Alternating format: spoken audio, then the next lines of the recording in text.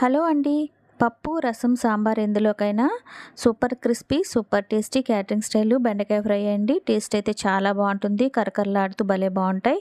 ఈ super crispy, tasty catering style బెండకాయ ఫ్రైని తక్కువ క్వాంటిటీలో ఏ విధంగా చేసుకోవాలో చూపిస్తానండి.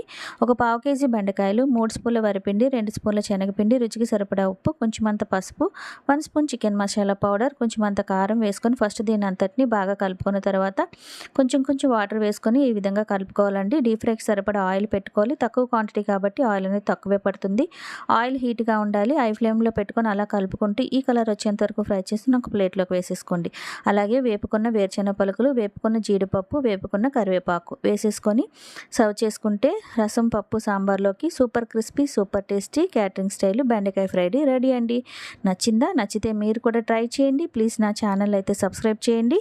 నన్ను నా ఛానల్ని సపోర్ట్ చేయండి. Thank you for watching.